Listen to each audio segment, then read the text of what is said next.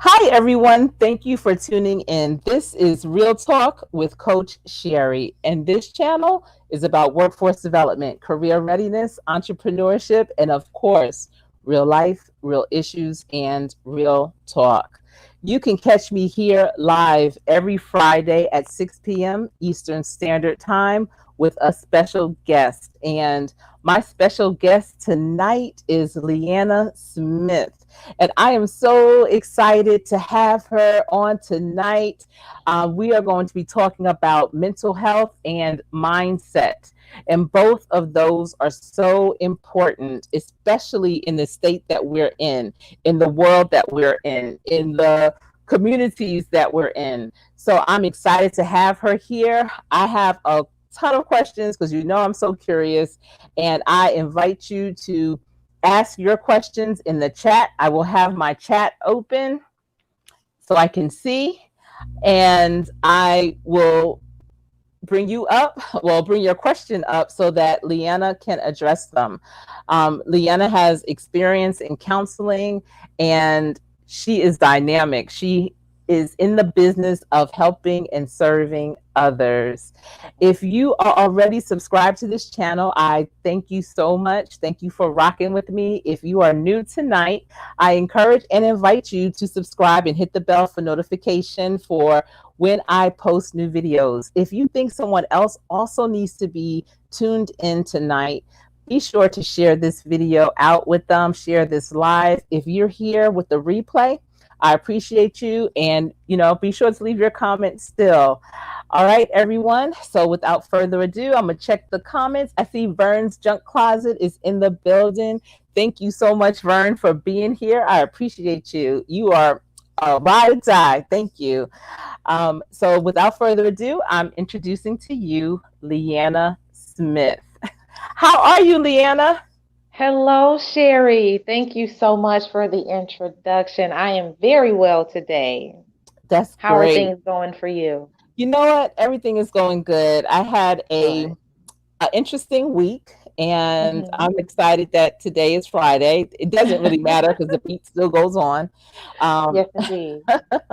but I'm Yes, I'm indeed. excited. So I'm glad that you're here, and I Thank know that you. people were really anxious for this topic. I was really surprised at how much positive feedback I got when I just posted what tonight's topic was going to be. So Good to I'm hear. excited. Manage Good. my successes in the building. Thank you for being here. That is Queen Vashti herself. She said, "Happy Friday." Thank you. Yay. Yes. And yes, Vernon is also saying hello to you as well. Hello, hello. Yes. And everyone, as you know, my interviews are a conversation. And so I'm just having this conversation with Leanna, and that's why you're here so that you can participate in this conversation.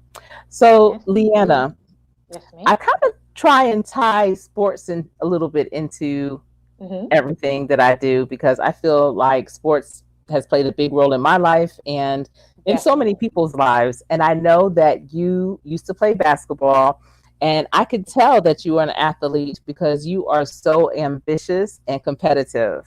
How do Thank you you. feel that sports has played a role in your career? Well, sports has actually served as an outlet for me, as it does for many others. And it's actually serves as a coping skill because you're releasing those endorphins, you're moving, you're exercising, you're doing something that you enjoy. So of course, it's definitely something that can help combat against stress and depression. So Mm-hmm. it's actually been something that has been very useful for me. That's great. That's great. And I could just tell. I mean, so many people that have had successful careers, they will attribute a lot of the things, the hard work that they put into what they do, to the hard work they had to do on the football field, on the basketball court, on the tennis court, whatever the sport was for them in the arena.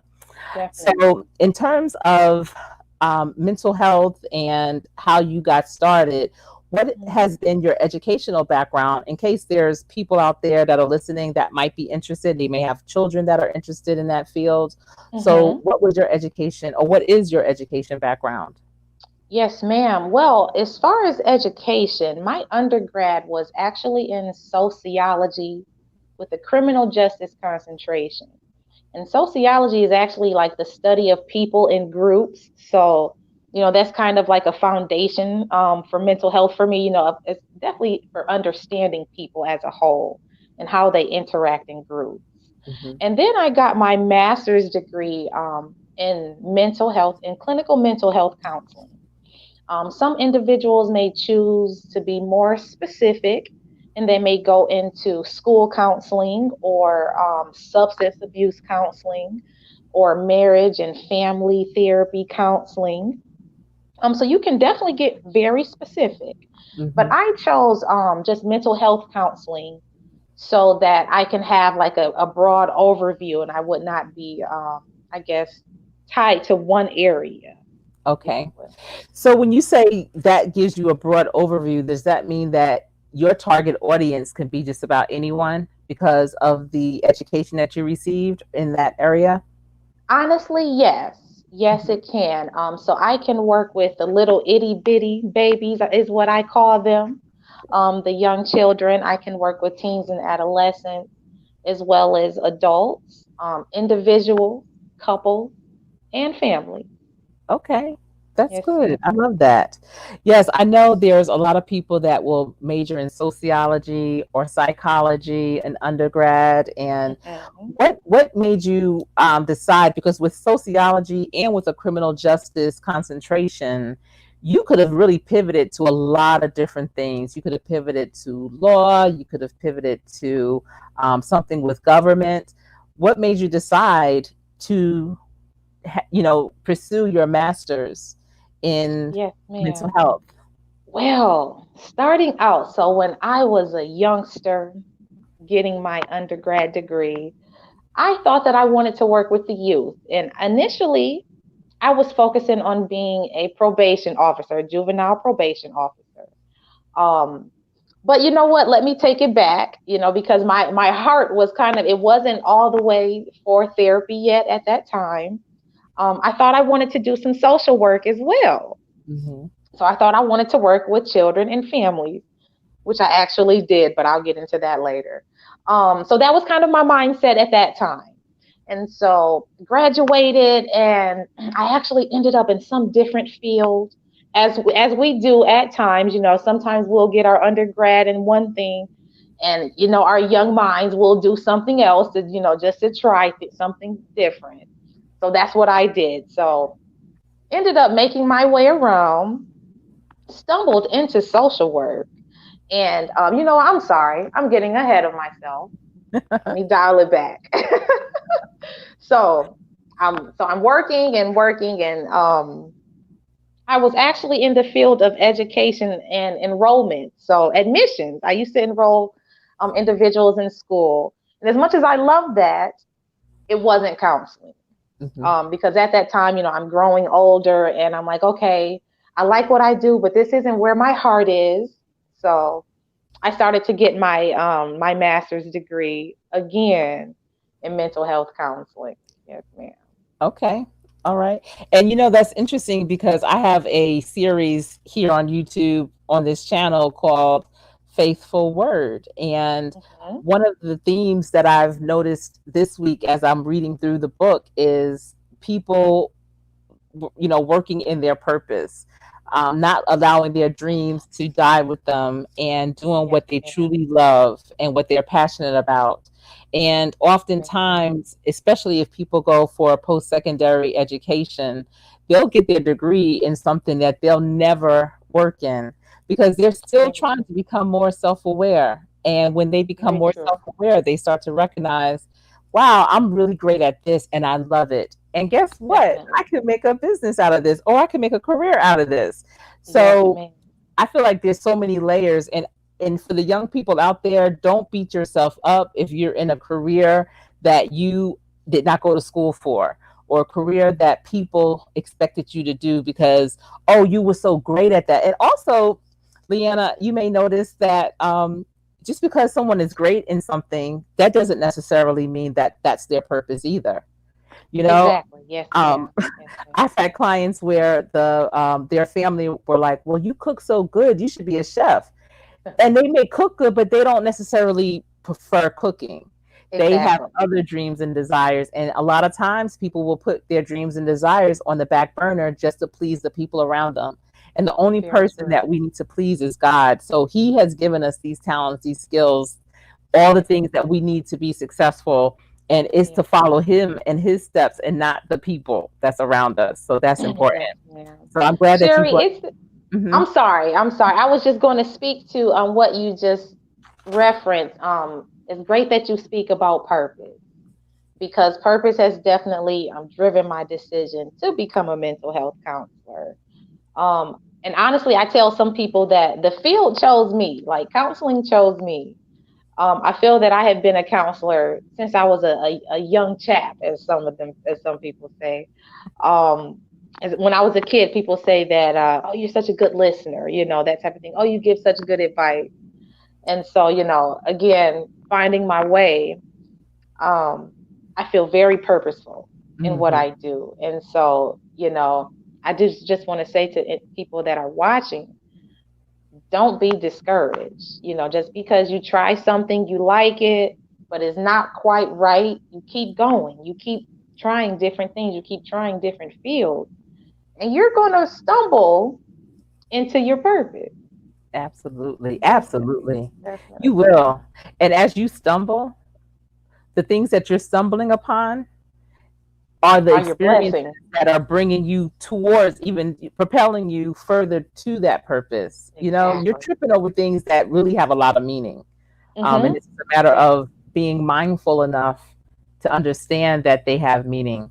Mm-hmm. So when just to let a little background of, when we first became connected, um, you were doing your training, and this is something else that would be helpful for young people because Yes. you were a young adult, you were a woman, and you Yes. decided to pivot in your career slightly by Oh, joining the Sherry, armed forces. you are taking me back.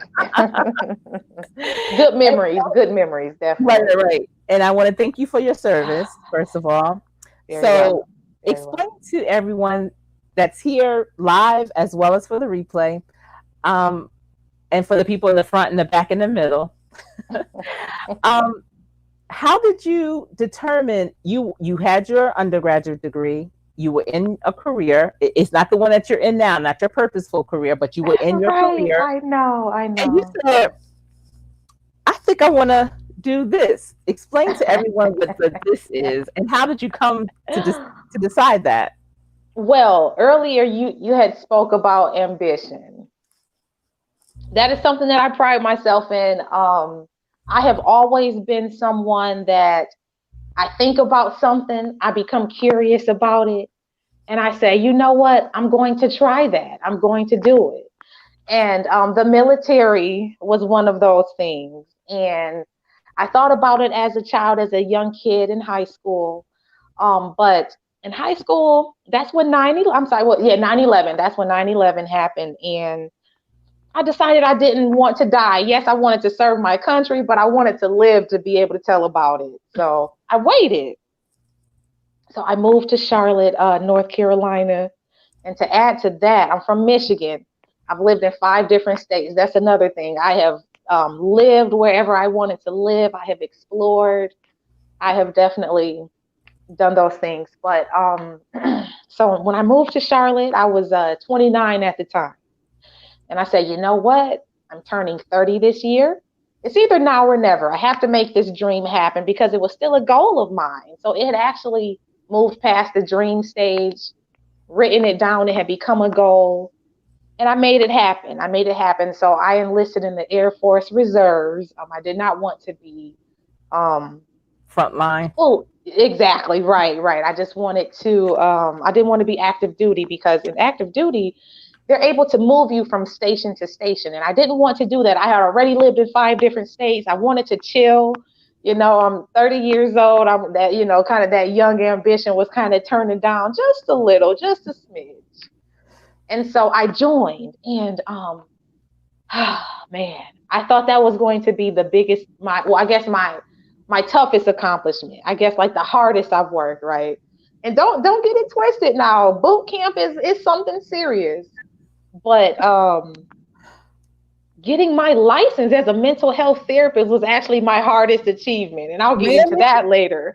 Yes, ma'am. It really was. It really was. But the military was a great experience. And again, that's something that I wanted to try. I went for and I succeeded.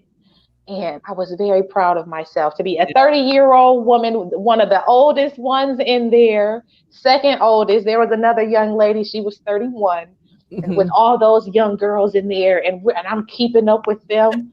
I'm breathing hard, but hey, I'm keeping up, and I was in a good physical shape. I was, again, very proud of my effort. Yes, that is so awesome.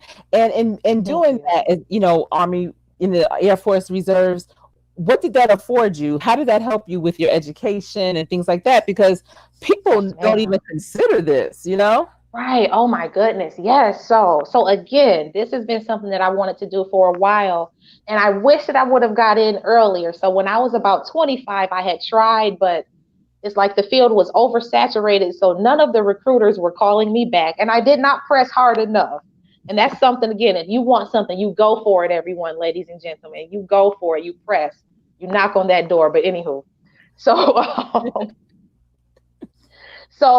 look, I'm getting ahead of myself. So I'm sorry. Look, good. Take me back to your question because I just went left. It was fine. I wanted you to share what it afforded you to go into the reserves Yes, at yes, yes, yes, yes, yes. Okay, yes. Thank you. this is And our so, conversation. because the benefits, yes, the benefits of being in the military are very great. So you get Mhm. the education benefits, you get the GI benefit, which, as a reservist, I was eligible for 40% at the time. And then once I served my 6-year contract, I was eligible for 100% of the GI Bill. So the GI Bill actually is what military servicemen and women use to pay for their college education. So you can Mhm. use that for your undergrad and your graduate level. No doctoral level degrees though. So I was able to use some of that GI Bill to help me finish my master's degree because I was still finishing my master's degree at the time that I joined the military. See, you were thinking. Yes, A lot ma'am. of Yes, people ma'am. need to consider that as an option. Because you had your undergrad degree, did you go in the reserves at a different type of rank or anything? So I did have that option. So I had the option. So if you go in, if you do have at least an associate's degree, a bachelor's degree, so having a degree allows you to enter into the military at an older age, at a later age. So having a degree, well, if without a degree, in some branches, the cutoff is like 29. But with a degree, the cutoff is like it goes up to like 35 or 39. So that's why Mm. I was able to still join. Basically turning 30 at that time. Mhm. Um, so so basically, okay. So GI Bill, yes, it covers your education, and you also get the coverage of medical. You get medical coverage, so with dental as well. So medical Wow. and dental, you get that paid for. You also get the option to have, man, when I was in, I had a $500,000 life insurance coverage. Okay. Yeah, From the and military? from the military, yes, ma'am. Wow. Wow. And Yes, so being that you are a civilian also, while in when you were in the reserves and they gave you those benefits, that means on your civilian job, you didn't have to take any benefits. correct. Mhm. Correct. But actually, I did though, because at the time, I was a county social worker. I had made it into social work, and they actually gave us free benefits. So I had the free benefits with the county as well as the free benefits with the military. So I kind of had like double coverage just in case anything happened because you never know. You Right, never that's so amazing. You have to think that's really working the system to your advantage. That's how you do it. know. Yes, So, ma'am. all right, you had those experiences, you have your education, and now you are in. the field that you feel you are designed for. Yes. And you've worked in different areas. You worked for the county. I know that you've worked for another consultant before, Hmm. especially as like a. Substance abuse. Mhm. Yeah, I So, did some parenting. I got parenting experience. mhm, Yeah. yes. Where are you now in your career? So let me get back to how I stumbled into social work. Okay. So I had finally graduated and walked across that stage, right? I finally earned my master's. Yes. But in the field of therapy, you have to have a license, which means that you have to pass the licensure exam. So I'm studying for this exam. So I graduate, I'm studying for this I'm exam. gonna pause you right there. I hope everyone has their pen and paper to take notes. What she's sharing is real talk. This is something that I encourage you to use for yourself or to share with others in your circle. Okay, go ahead. Definitely, definitely, yes, ma'am. So I'm studying for this exam, right? And when I was interning, okay, so this is one thing. If you are in the middle of your program and you are interning, I would highly encourage you to try to get an internship with the VA hospital.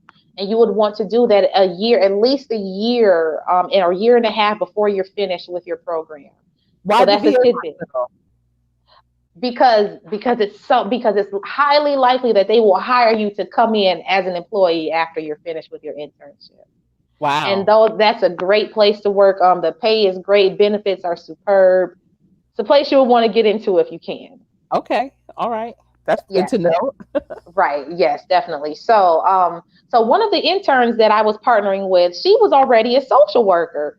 And so she's like, go ahead and apply. Just do social work until you pass your test, right? So I become a social worker and I end up loving it, right? But I'm still studying for my test. So I take my test. I failed it the first time, people, failed it by 4 points. Mm. I was discouraged, but I had enjoyed social work. So I had continued being a social worker, but it was something about therapy that kept calling me back. So I took my test again, very cocky, guys, very cocky, because at this time I am a substance abuse counselor. And I'm like, you know what? I'm going to pass this test. I got this. I barely studied. You know what, guys? I failed it again. Yes, I did. Yes, I did. By how many But, points the second time? oh man, listen. So I failed it by 4 the last time. I failed it by 15 the second time. It doesn't. Bow, bow, real low blow. That was a low blow. So at this time I'm a substance abuse counselor, but I hate it, right? So substance abuse counseling can be very rewarding. Don't misunderstand me. I was running a group of about 20 clients, and that's a lot of pressure. So I've realized that that was something that I'm not cut out for. And sometimes you got to do that. You got to trial and error this thing to Yeah. realize that, you know what? Okay, I don't want to do that, but I learned a lot. Thank you kindly. Thank you very kindly. So I studied. So this last time, so okay, so I go back to social work, guys. I won't get into that story. And so I'm like, you know what? I like social work, but this is not where my heart is. I went to school for counseling. I gotta study again. So I used the website is called counselorexam.com. How'd you Counselor find that? exam. You know what? I can't even remember. I was just Googling and I found it, and the material is just it's superb. It's wonderful. And Okay. so I studied. I did that. I studied for about 3 months. I did it right this time, guys. I studied and I passed. I passed, and I finally got my license. So Yay. again, thank you, yes, ma'am, because that was the one of the hardest things I ever had to earn because I really had to earn. I really Hmm. had to. And so you take the test, you pass it. There are two options. You can take either the whole way because it's a lot of acronyms. It's the National Clinical Mental Health Counselor's Exam, a lot of letters, or the NCE, the National Counselor Exam. Two separate ones. So you got to know which one you want to take. So the NCE is multiple choice. So it gives you, different questions. You have multiple choice. You pick them. I can't remember what type of material is on the test because I didn't take it. I didn't study for it. I took the other one, which is the national, was NCMHCE, all of these That make letters, you right? choose one over the other. So this one, I'll tell you why. So the National Council, the NCE, NHCE, whatever, it's 10 case scenarios. So they give you 10 scenarios, which is it has background information on the client. So it will say 49-year-old Joe Smith walks into your office. They tell you that they're experiencing stress because of a recent breakup. So they give you all of this information, right? And then you have to go through and you have to answer the questions, and they give you different categories to find different information on. So for example, they'll say, based on this information, what is your initial diagnosis? So they'll give you some, questions like that. So it's 10 case scenarios. So that was more practical for me. So that's why I chose. But you have to write in what your diagnosis would be, or did they also have choices that you could select from? They had choices. Okay, yes. So that's a good question. Very good question, Sherry. So they had choices. They had several choices for you to pick. So say you think that this individual comes in and they have generalized anxiety disorder. So that's one of the options. So you pick that option, and it gives you 2 points. But that client has other symptoms. Maybe it could be depression. You see depression there. You click it, 3 points, right? But you know what? There are more options here. I can get more points. So, what do I pick? Is it a mood disorder or is it an adjustment disorder? You click on adjustment disorder, you get subtract 3 points. Oh my gosh, that was wrong. Yeah, so again, so you had to get a certain amount of level of points. You had to get a certain amount of points. You lightly click on the suggestions, the options. I'm sorry, what you say? You gently click on the options. Like, oh no, there's no gently, there's no hovering. Yeah. No, ma'am. Wow. So you passed that test after the 3rd time. I did, and I was so proud of myself. So I can tell you guys that achieving your goals and really feeling that self-pride, oh man, it's nothing like it. Yes. It's nothing like it. That's why I encourage every one of my clients, set goals. You have to set goals and you have to achieve those goals. You work to achieve those goals. Yes. Because it's nothing like being proud of yourself. And not negative pride, not pride and being conceited. I'm talking about proud of your effort and proud of your hard work. Yes. Nothing like it. And I tell people, don't ever forget that feeling, because if you were able to successfully complete something like that, you can do it again. And that becomes a transferable skill. And when you have those types of credentials, or when you've worked at certain jobs or had certain skills, companies and people understand that, and not necessarily that you're going to do that same thing with them, but the fact that you accomplished that is huge. So they know that you have stick-to-itness, that you have drive, desire, and reach your goals. And that is a skill that no one can ever take away from you. Never take away from you. Congratulations. I'm proud of you. Thank you. I really appreciate it, because again, I worked very hard, and it took a while. And that's something that I would like to say as well, guys. Don't put an age limit on achieving your goals, because at first I was discouraged a little bit, because I'm like, I'm 32, I still don't have my master's. I had one of those moments, but I had to erase that. I had to say, you know what? It's just a number. Age is just a number. Mm-hmm. And so never put an age limit on your goal. So if you are in your 40s, you are in your 50s or 60s, you reach that goal. And I'll add you this. I'll add one more tidbit of information. When I was enrolling students in school, my oldest student was in her 60s, and she graduated with her bachelor's degree. Mm-hmm. So again, never put an age limit on reaching your goal. Never, ever. Woo!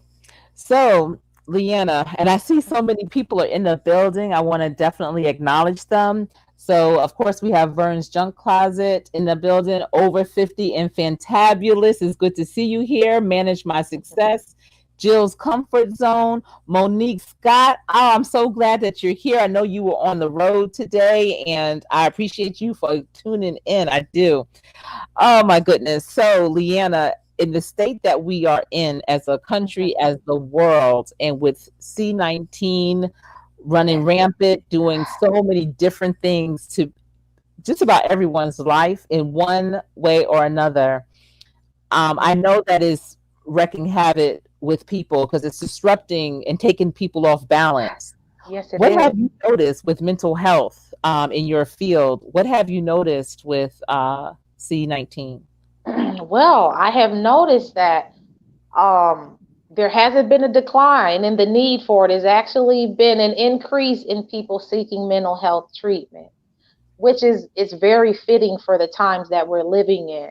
I mean, think about it. First of all, we were introduced to a pandemic, something that we've read about, something that we've studied about that happened hundreds of years ago in a different time that we only imagined about, right? We're living through this, the shock of that, right?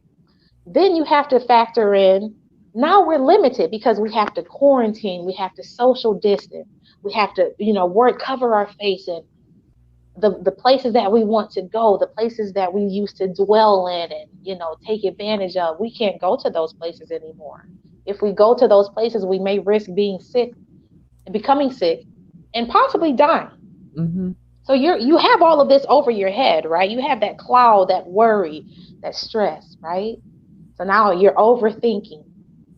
You're thinking about, what if this happens? What if I die? So now you're stressed. And then you're in your house this whole time. Okay, let me take it back even further. You can't go to work, right? You may not even be eligible for unemployment. So, oh my gosh, now I have financial troubles. So now I am stressed. What do? I'm fussing at my children. My children are angry at me. We all need outlets. What do we do? I'm going to talk to a therapist. I'm going to talk to somebody, because I can't really talk to my sister about this. I can't really talk to my husband about this.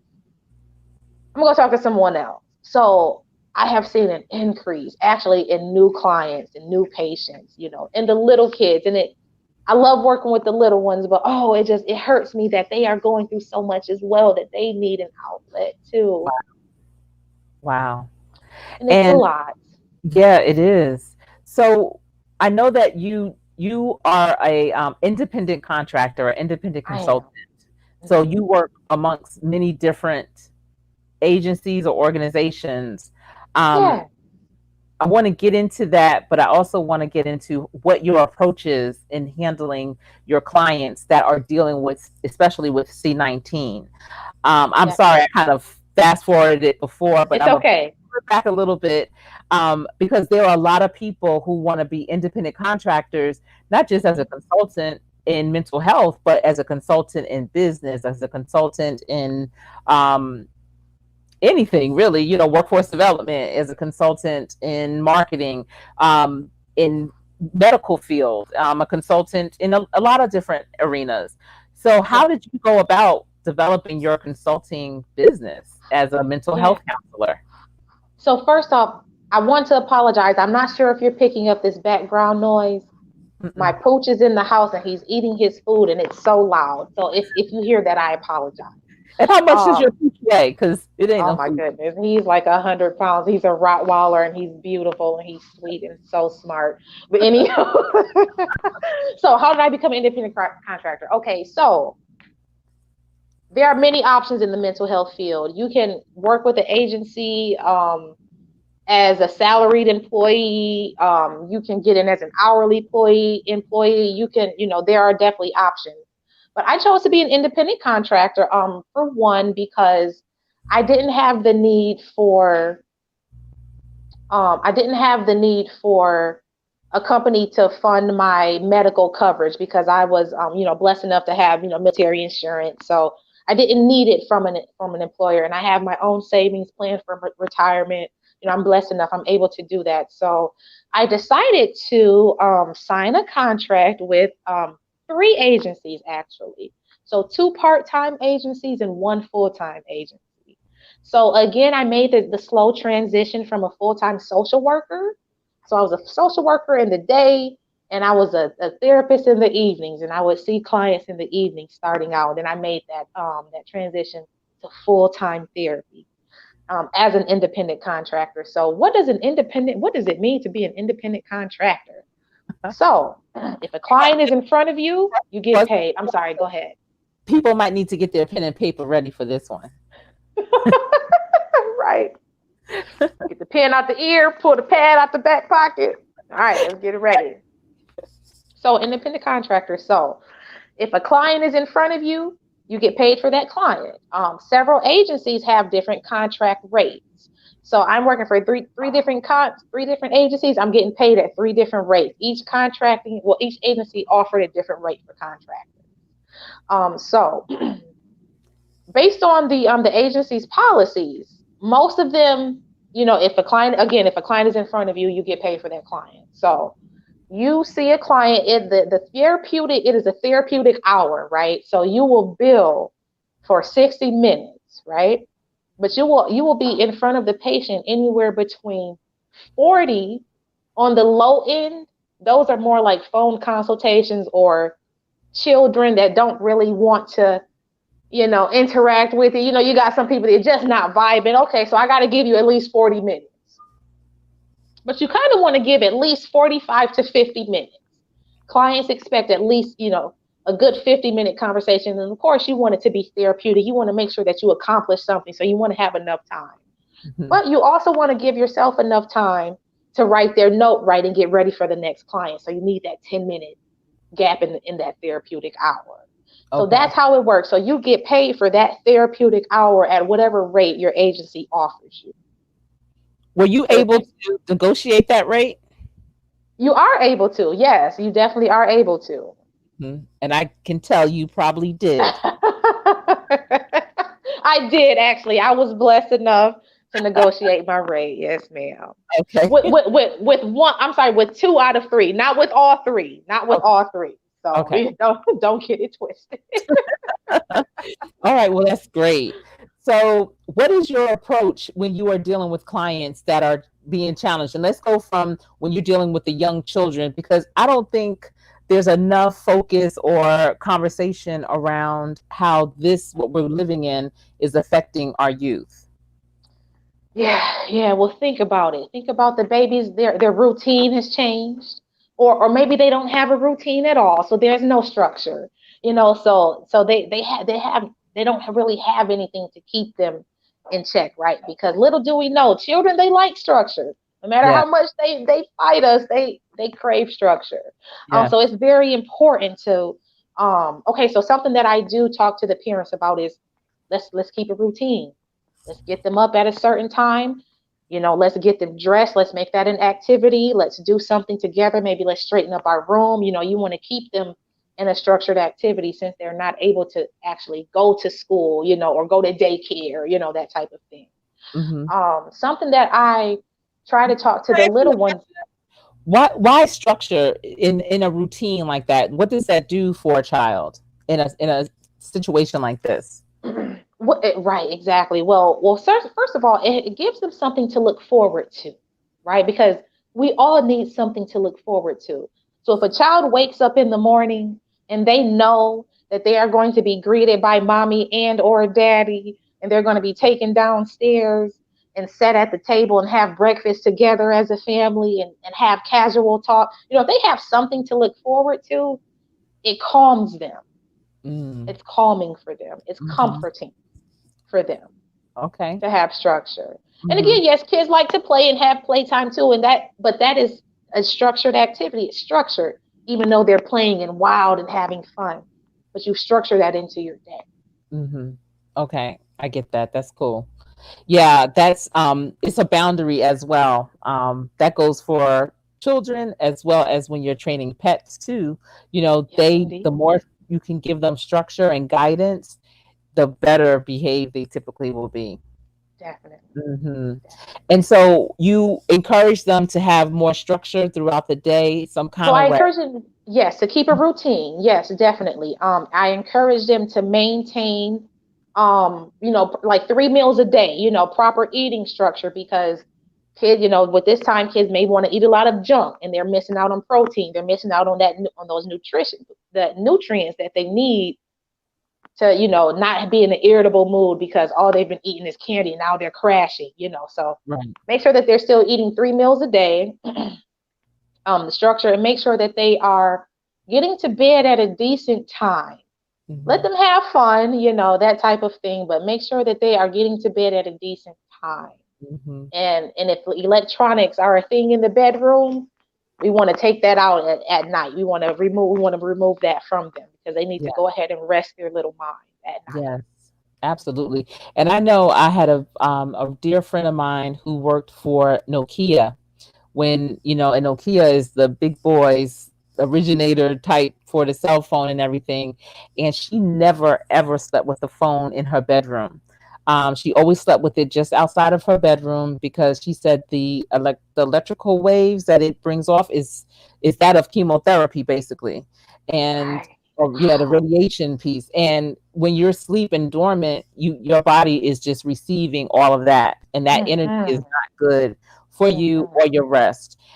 She never put the cell phone to her ear for that same reason. She always used devices like this, nothing that is wireless.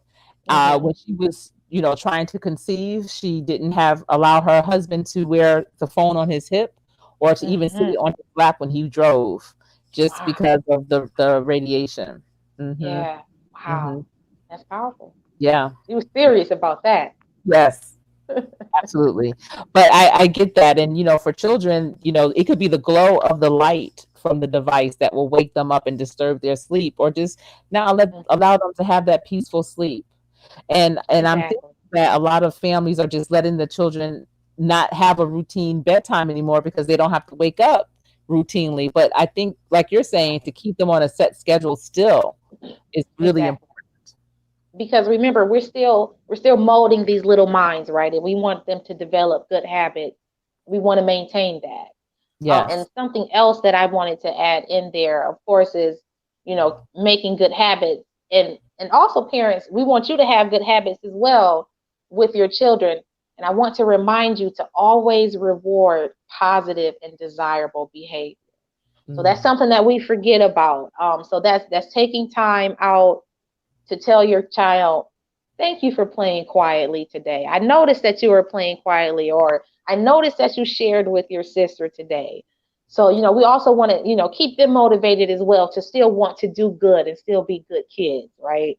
So that's something as well that I talk to my children, to my clients' parents about, is make sure that you are telling them good job for good behavior that you notice. Yes.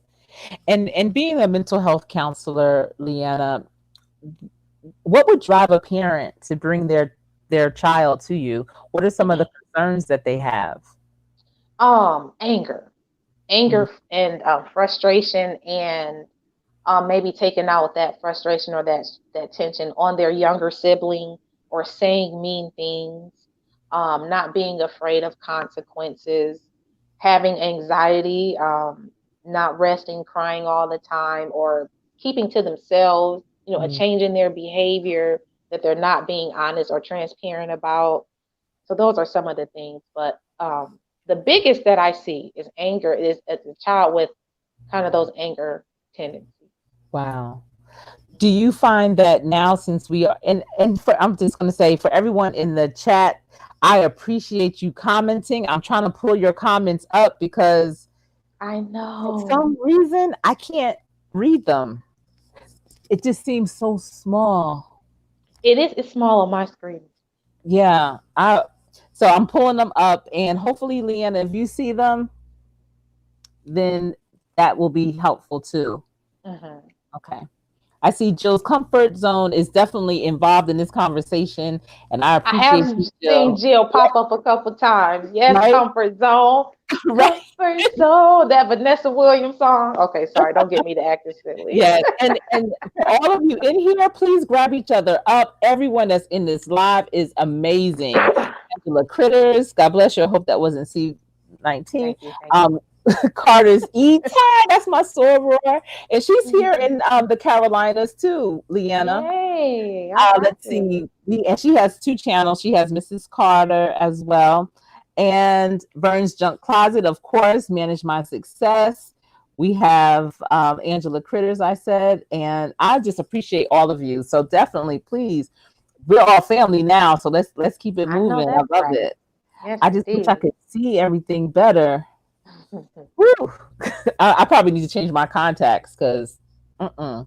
So in terms of their anger and their frustration that you're seeing more of, are you seeing that more now because of C19, or is this something that you've been dealing with young people even prior to C19? Well, Has it changed? honestly, yeah, it's been something I've been dealing with before the pandemic. Yeah, definitely.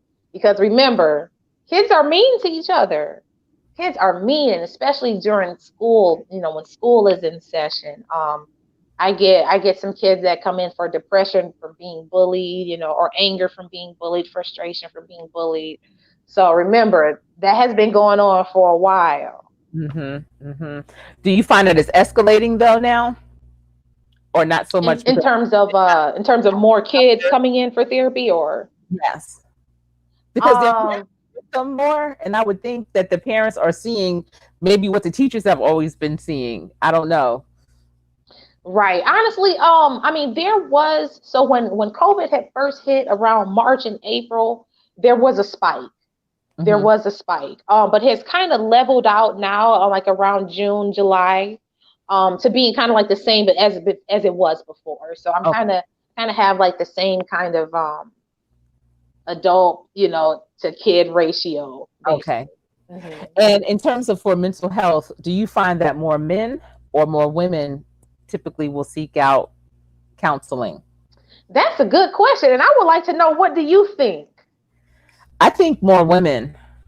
And that's absolutely correct. Yes, more women, definitely Hmm. more women. But I am always surprised. I'm sorry, excuse me. I am not always surprised, but sometimes it's just like, oh, I have a male client today, and it's like, oh, and he's being transparent. Oh, you know what I mean? So it's like, it's refreshing that a man is able to open up and really want some, really want to change, really want help. So Yes. it's refreshing, but listen, do not get it twisted. I love my women clients. Come on now. We got to empower each other as women. Come Yeah. on. So listen, I love them all, but yeah. Yes. See, and so with what I do as a workforce development professional and dealing with apprentices and interns, and 90% of them are men, Mm, grown men, what I train them in is fundamental skills, and it deals with self awareness. And I can tell that just from the population that I deal with, that they don't typically seek out mental health counseling or just counseling, period. So, mm-hmm, what I have to do is um, I give them strategies and tools to be able to overcome some of their beliefs from their cognitive cycle, from things that they had mm-hmm, experienced, so they don't bring it into the workplace. Because what I train them on is to get them workplace ready, so that they're not bringing any bad habits with them that might sabotage their success. And mm-hmm, when they receive that, and my sessions with them typically is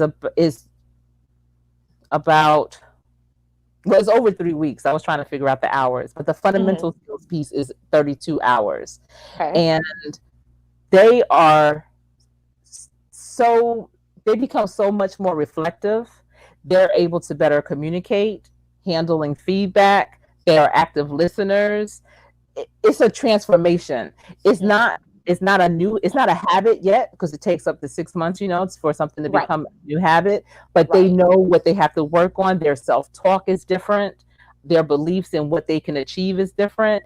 And you Mm-hmm. had mentioned the what ifs, and they have less what ifs because 98% of what you think might happen won't happen. And it is so powerful. And it's almost like it takes so much of my soul, because I pour it into them, because I really want them to succeed. Because in the Mm-hmm. workforce development realm of things, statistics have shown that 7 out of 10 people do not get and or keep the job because of their lack of soft skills, their lack of being self-aware of how they show up. Yes, indeed. And Yes, indeed. counseling, I know, helps, and I know many women seek that out.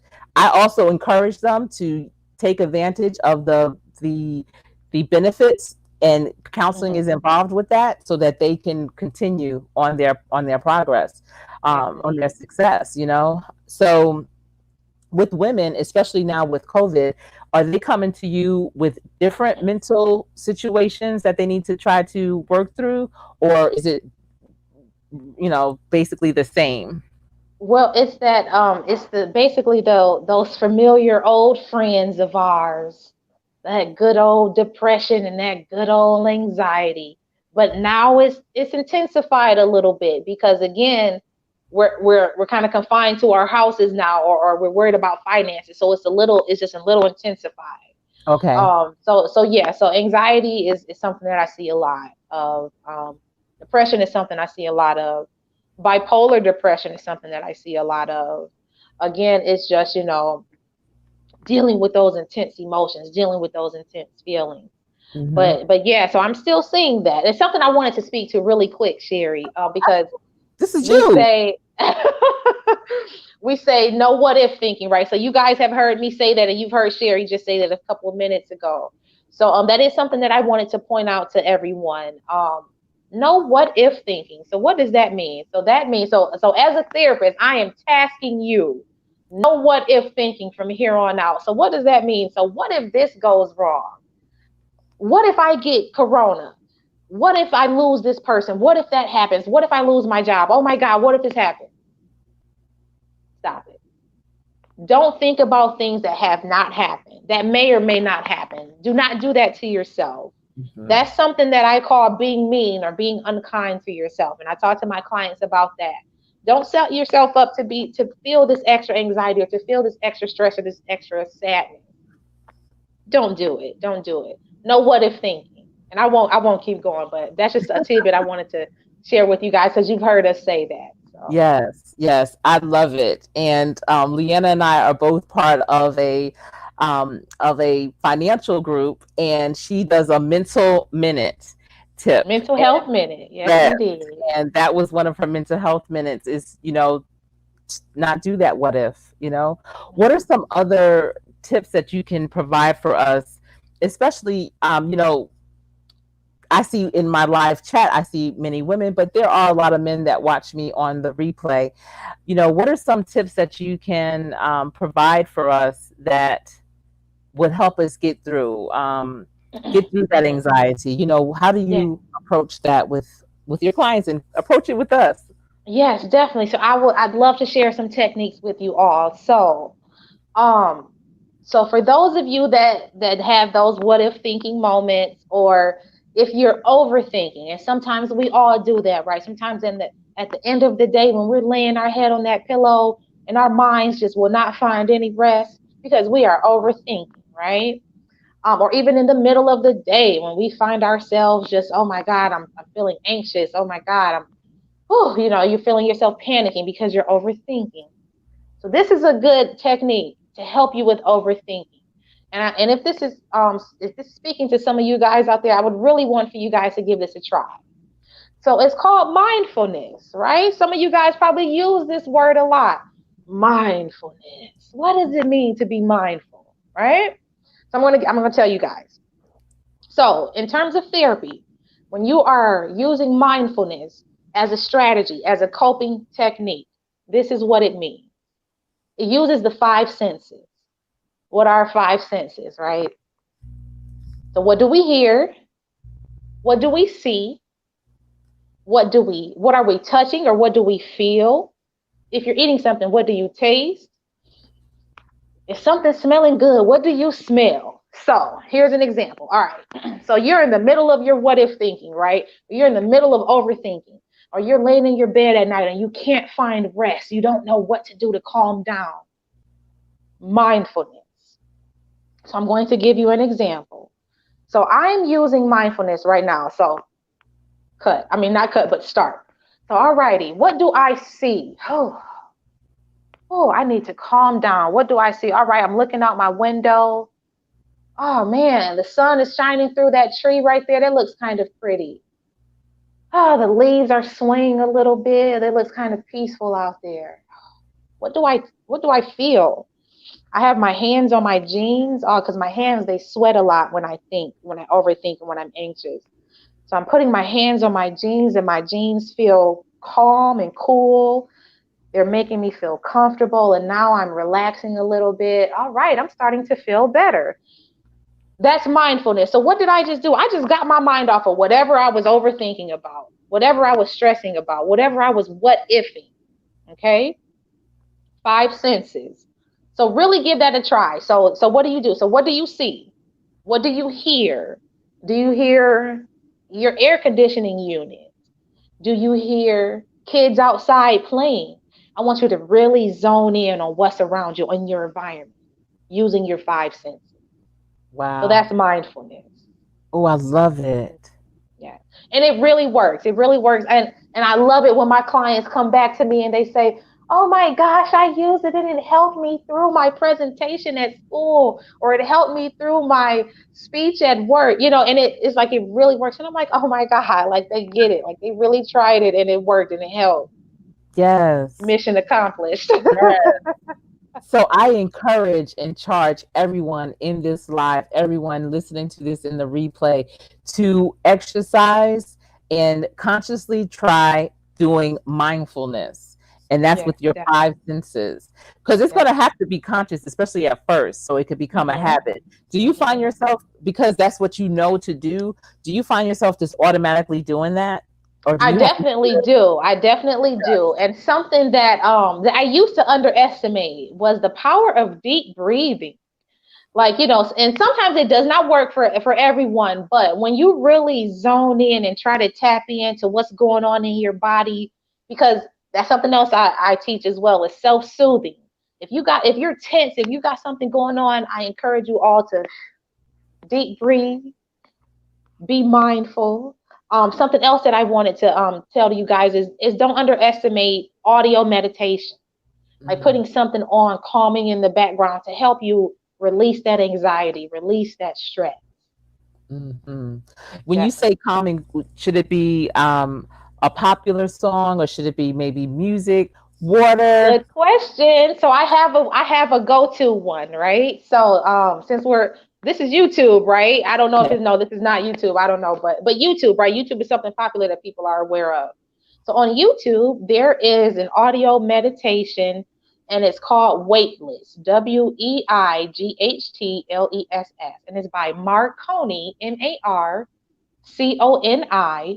Union, Marconi Union. And this thing, it plays up to like 10 hours. It has like several options. You can get 8 minutes, you can get 30 minutes, you can get 10 hours. I Wow. encourage you. Start your day with this. Now, and something else I do want to add as well. If it triggers your anxiety further, then cut it off. So I want to put that in there because sometimes it works for people. Most times it works for people, but I get one or two that's like, oh my God, it made my anxiety worse. Really? So Why would it make your anxiety worse? so this is actually a song that has been comprised of different tones, different calming sounds, and some of those tones people's ears are sensitive to.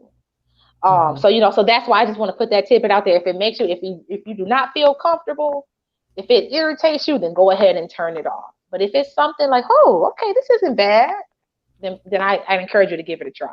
Yes, Yeah. definitely. That's amazing that you even remember the name of it and the person's name. That's awesome. Oh man, because it's very useful. I mean, it's Yeah, very helpful. It has yeah. helped me. It has helped Mhm. me. Hmm. I can see that sometimes, depending on the sound, could be irritant because my Hmm. husband likes to listen to classical music Okay. before going to bed, and it irritates me. Uh huh. Uh huh. And so I literally this past week have started to listen to water and soft music sounds, Yes, and definitely. that's much more soothing to my soul.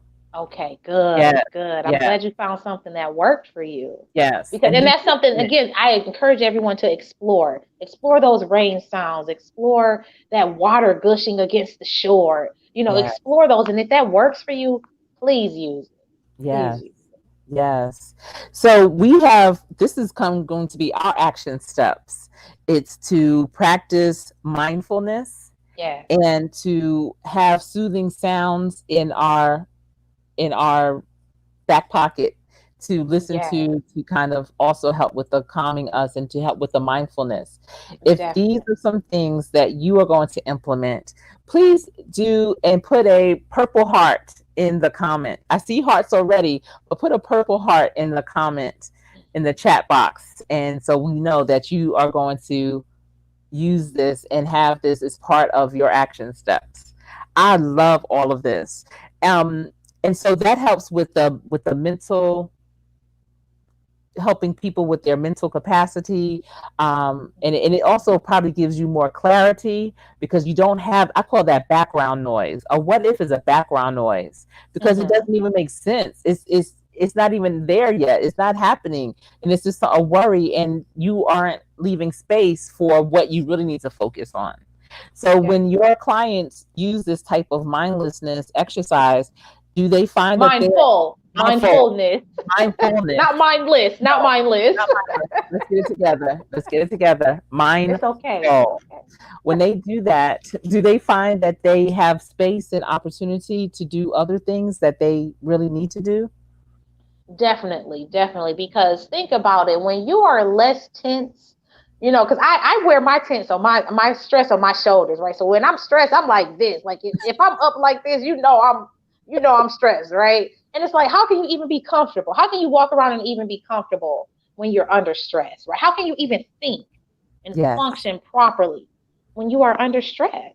Or when you're feeling anxious, when you're feeling paranoid, when you can't focus. So just think about that stress just running off of you, right? Putting that background noise, something that's calming and soothing. Again, when you are stressed, you want things that comfort you. Yes. So that you are able to function again. You are able to get back to your daily functioning and resume to life as usual. Absolutely. Absolutely. Okay. Whew, Leanna, this has been powerful. I am going to look through the comments and hopefully I can see them. Let's see.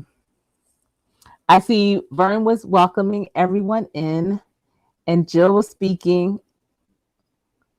Yes, manage my success that age is just a number. Absolutely. People are living a lot longer. They're more healthy. Yeah. I mean, I think about my dad who's 82 years old and he met my children halfway yesterday for lunch and he drove 2 hours by himself, and come on now. He goes where he wants to go, does what he wants to do. So it is definitely just a number. And that's something that has inspired me as well. Having I would say seasoned clients.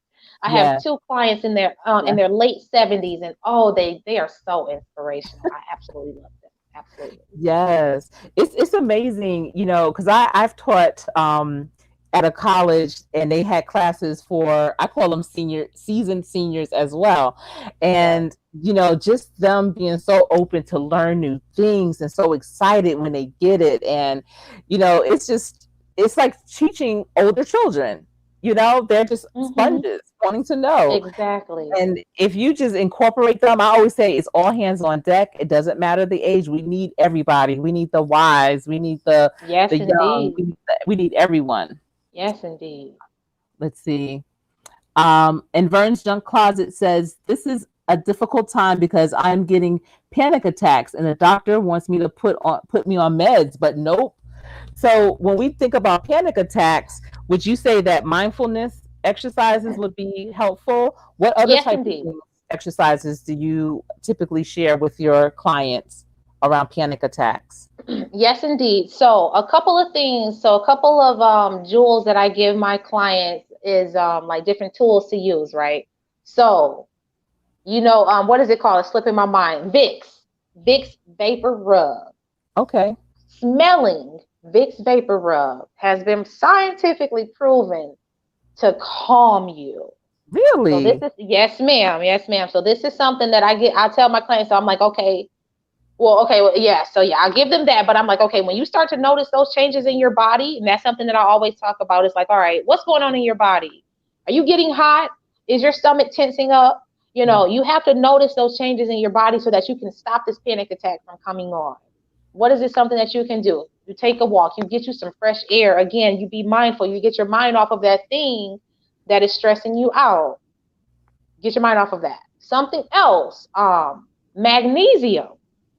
Magnesium is a mineral that taken in, don't take it in too large of a dose. And it's definitely something that I would encourage you to make sure that you do your research on. But again, it's a mineral. Your body produces it. But of course, too much of anything isn't good for you. So magnesium is a natural calming agent as well. Wow. Magnesium can help take that stress off in the middle of a panic attack. Now, I can't say in the middle because it may take 10 or 20 minutes, if you take it by pill form, to get into your system, but it'll help take the edge off. Wow. I never knew that about magnesium. Yeah, definitely, definitely. Definitely not. Right? Yes, yes. It's interesting that you're saying this because I also I kind of teach that to my apprentices and my interns about how to be aware of your internal reactions when you get into a stressful situation. Because Yes, if you definitely. realize the different changes, it could be sweaty palms, it could be a nervous tick that you have, it could be your Hmm. head starts to hurt, sweating, It whatever. could be your eyebrows getting all bunched up because you mad about I something. get you. Notice that, right? Yes. And when you realize that, you know that you are upon a stressful situation, Yes, and indeed. not react to that situation according to your stressors, but to do things like you said, think of something pleasant, maybe pull out Yes. a picture that shows you your why. It could be your Come family, on now. Come on. Exactly. because Exactly. for me, I'm trying to keep them from getting fired. you know Right. Right. don't do that. Don't cuss. Remind yourself you got a lot to lose. Exactly, exactly. And also, whatever you believe, which is that what if, because you might have experienced it one time before, but this is a whole new situation. So don't jump to that old conclusion for this new situation. Yes, indeed. Take your Very time true. and, like you said, take a walk, breathe, drink something. There's Right. another thing too, it's called HALT. Whenever you feel yourself in a stressful situation, determine if you're H, hungry, A is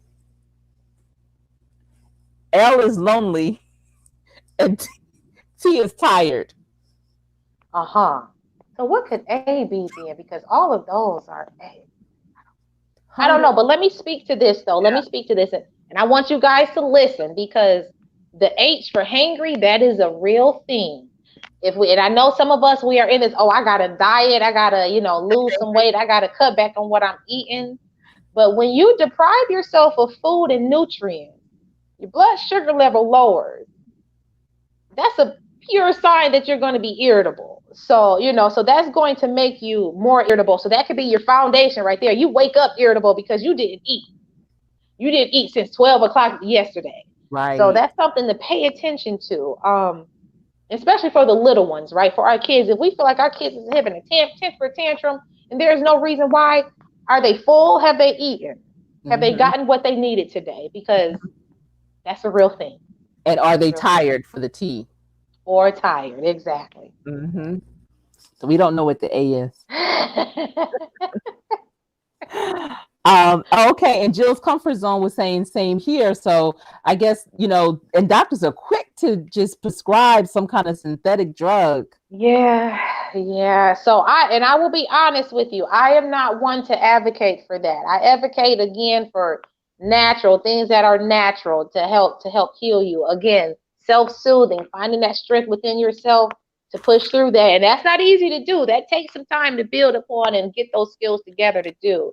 But Absolutely. try to research the things that are natural that can help you feel better, that can help you out of that sadness or help you calm down from that anxiety and that stress.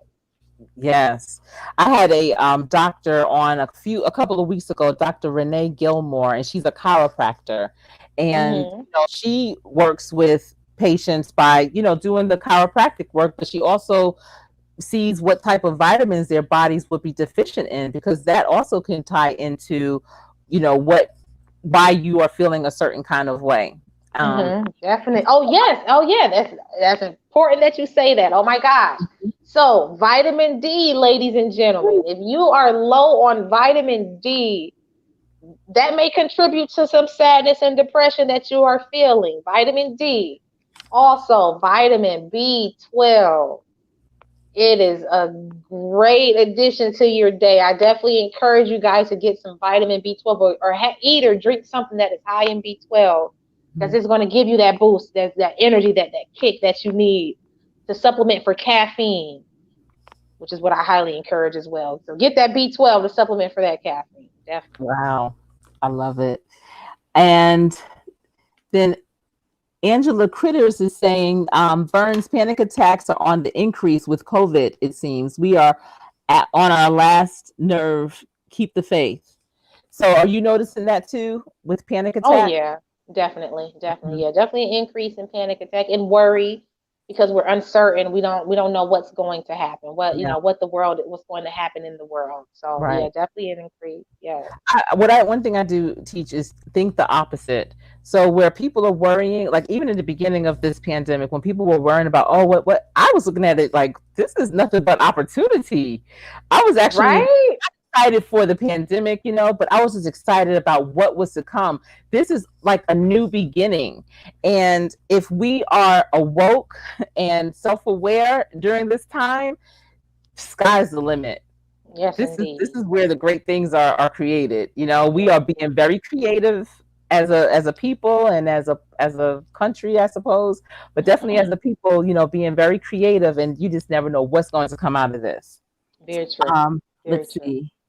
Jill's comfort zone says, yes, I was given meds last year when I lost my dad. I'm sorry, Jill, but only took it once, and that was after the funeral for my travel home. I don't like it. Yeah, I feel like the meds will take you out of your natural state, you know? Um, Definitely. Now there are some conditions that I do encourage that, like if someone is diagnosed with like bipolar depression, then I mhm. would encourage you to take your meds just to stable out, just so that you can get back on track, and then maybe decrease, the usage. But something like that, or schizophrenia, Yes, that's something that I do encourage. But for other, depression and anxiety, oh no, we can fight through that. We can yes, get through it. Now, yes. don't be mistaken. Now, if there's something that helps you, then use it. If it gives you a better quality of life, then Hmm. use it. Then Hmm. use it. But if it doesn't, if it makes you feel numb and you don't feel like yourself, don't use it. You don't need it. You can Hmm. do this. You can Hmm. get through this. Let's see. I like that this conversation was going on through the chat as we were having this conversation too, because this is real talk. And sometimes Mhm. people don't talk about it and then they feel like they're the only one. And when you feel like you're the only one and that you're on an island by yourself, you feel defeated. And no one Exactly. is defeated. We're all winners and we are Yes, all in this indeed. Yes, together, indeed. regardless. Yes, And so I'm indeed. glad that everyone here has connected in that way. And Angela something else Critter. that I tell my clients is that I believe that every one of us that was put on this earth, we have everything that we need inside of us to Mhm. get through our challenges. It's Yeah. tough. It's not fun. It's hard. It sucks, but you can get through it. You Yes. can. Yes. Every obstacle is meant to get through. And Yes, when you get on indeed. that other side, it is amazing because Yes, you now indeed. know that you do have what it takes. Exactly. Exactly. Let's see. Okay. Jill is saying, you guys, I'm sorry if I look shiny. I look. It's, I know. And this sun is shining in this window. I know I'm glossy yes. and greasy. Let's see. Yeah, they were having really good conversations. Oh yeah, Angela, I've been glancing at some of them. Yeah, they're definitely conversing. Yeah, I love it. yes. I love it. CBD Mhm. oil. So what do you think about the CBD oil? So I honestly I haven't done much research about it. So Mhm. I don't really have an opinion at this time. But again, it's legal. If it's something that again that gives you a better quality of life, then I'd say use it. I am definitely not against it. I do have some clients that says that it does help calm them, and help them relax and get rest. Mhm. So again, that's giving them a better quality of life. So I'm not against that at all. Okay, cool. Um, let's see. Oh, okay. Angela Curtis was saying she always uses speakerphone. I do too often. And oh my goodness, I don't know where I'm at now. Wait. Verns is saying, please talk about putting the computers on your lap also. It's a no-no. Yes. when you feel those computers getting hot, Come on. huh, anything getting Ooh. hot, that is not good. And so those vibrations go through your legs. Why do you think so many people are having problems with their knees now, their hips, Mm, and at younger ages? And they had mm. never, now they're trying to, I know women that have had issues with their hips and things, and they're like, well, I did cheer in high school. And I'm like, but that doesn't mean you need a hip replacement at 50. Right. Right. Come on. Come on. It's all these things that are starting to come out. I can only imagine what's to come. So Mm-hmm. yes, always try to have some kind of protectant. They have those lap things that you can set your computer on. If you have to use it that way, use that. Always Mm-hmm. have a barrier between yourself and the device. Yes. Definitely.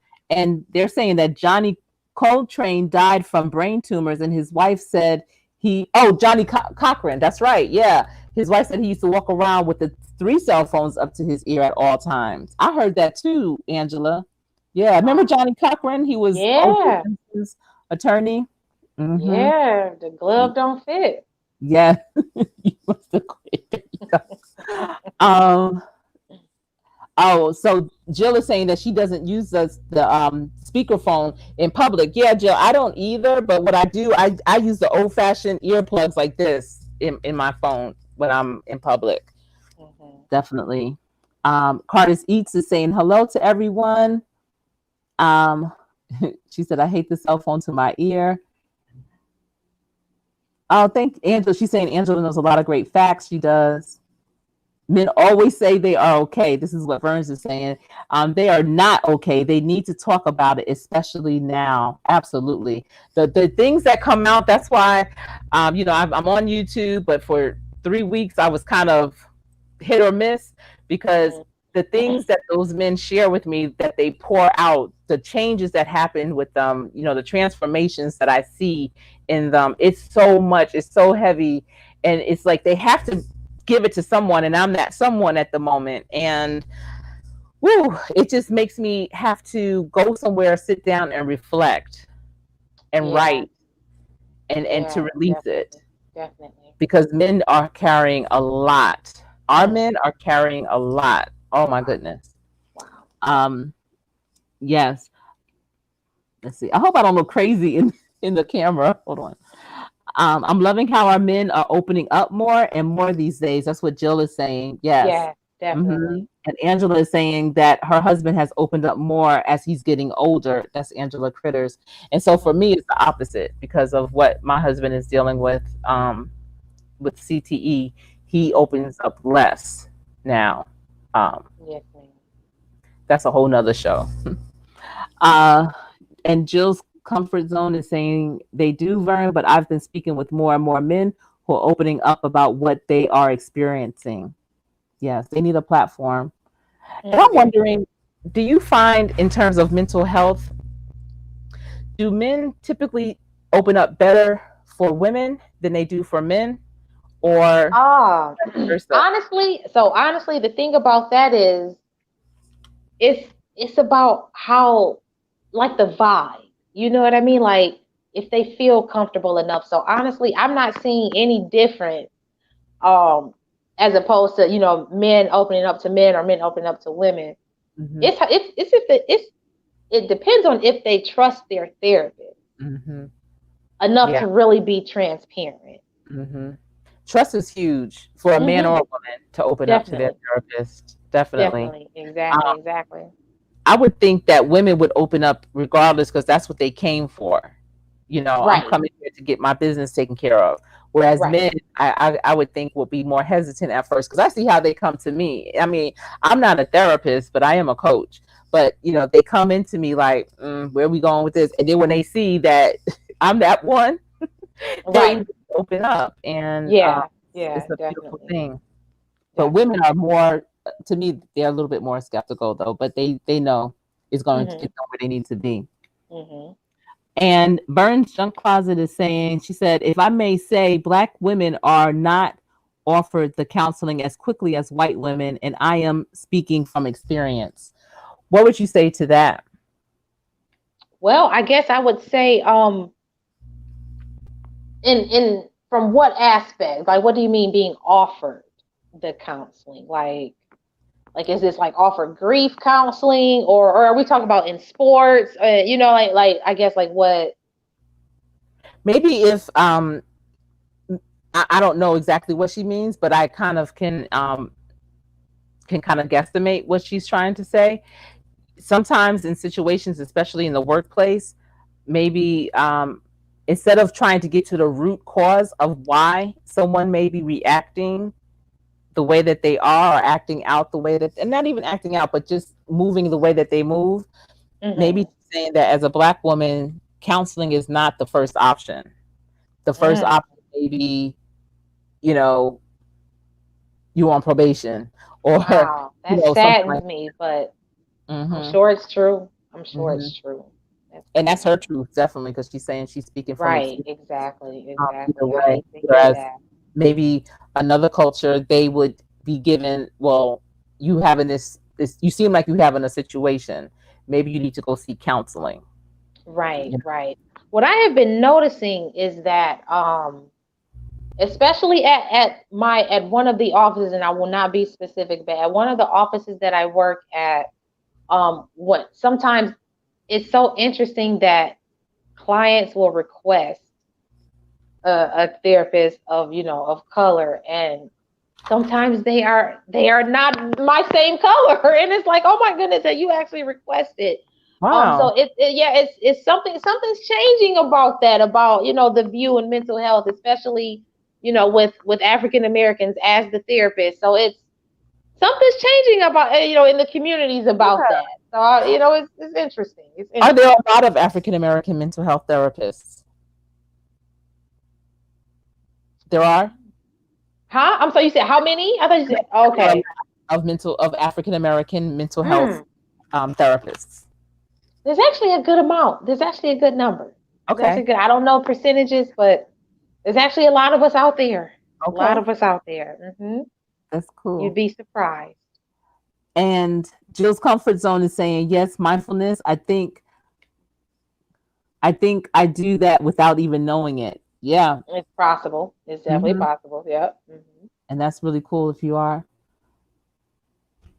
She calls it distraction, but she gets it now. So she tries to distract herself when she. Exactly. Yep. Yep. Look at you coping on, and you didn't even know, using some great coping techniques. I love Yeah. it. So Vern's junk closet is giving more clarification Ah, around. I see. Uh huh. Uh huh. And Okay. she's saying, I was a young widow. Wow, Vern, 23 years old, and I I was can see never that. offered counseling at all. And now in a corporate work environment. I can And see that. Yep. I can see that wow, happening. yeah. Very Especially, I'm true. not sure if you're like 25 now or not, Vern, but if it was some years ago, I know that grief counseling, it was hardly offered. I mean, from where hmm I'm from Teaneck, New Jersey, and we've, as young teenagers and, right out of college, everything, we've had so many deaths. I know so many forever 16s, forever 21s, forever Mm. 23s, forever 20s. And no, counseling was never offered to us. Even in high school, when we lost classmates due to murder Man, or that's so suicide, awful. we were I just like, really hate to hear come that. back to school, you know? Um, Right. But as I think about it, like it's really true though. They don't really offer it in our communities like that. yeah, And I know that typically or historically, our community, we really weren't, too likely to seek counseling in the past. But I see a lot of changes in that. Our people in our community, we are definitely seeking help, the help that we need, because we are realizing that it's important. yeah. I can see what she means by that too. I can see it happening in other cultures where people say, "Well, maybe you need to talk to someone." Whereas with us, we typically in our past would push things under the carpet and just be like, if you don't say nothing, it didn't really happen, or if you don't say nothing, you don't really feel that way, And we can no Exactly. longer continue to move forward in a positive way in a direction that we need to be in by pushing things under the carpet anymore. Very true. Hmm. Very true. Okay, Vern is saying exactly. Yeah. And my heart goes out to you, Vern. And I'm gonna take this one last one from Green Fam 20. And they're saying I was just offered grief counseling for the first time last August when my brother died. Wow. Okay. Wow.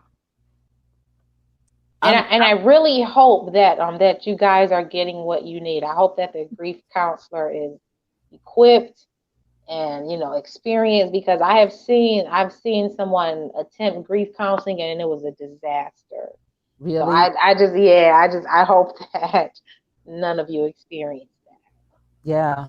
And so Green Fam said that it was only offered by a minority doctor. that. Mm, I wonder why. you never know. And maybe that doctor was the one contracted with your work, with your agency. You never know, but I'm not sure. Hmm. Or maybe they thought that to have someone like you would you would be able to It's helpful. Yeah. relate better. Hmm. And Jill's Comfort is saying that's true. Our people didn't believe in therapy. Yeah, yeah. Wow, Green Fam. Yeah, I see. It's so far we've noticed that Jill's Comfort Zone lost her father, Burns lost her husband, and Green Fam lost their brother. It's so many, it's lost. It's the circle of life is never easy. Mm. And that can also Right. go into mental health too. So we have to stay mindful and we have to take care of not just our bodies, but our mind as well, because that's what is like really keeping us going. Yes, And indeed. so we definitely have to do better as a society and for ourselves, and don't wait for other people to suggest. We have to take control over what we need and understand it. So Leanna, do you have any other last tips, messages for the audience this evening? Oh man. Well, first, I just really just want to thank you, Sherry, for inviting me to your show. It's been a delight, such a delight. And thank you all for listening to my blabbering. As a therapist, I never get a chance to talk. So when I talk, I just go. So forgive me for some of my blabbering.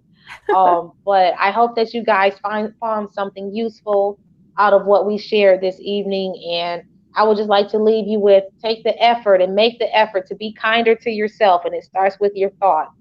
No Yeah. what if thinking. No what if No. thinking.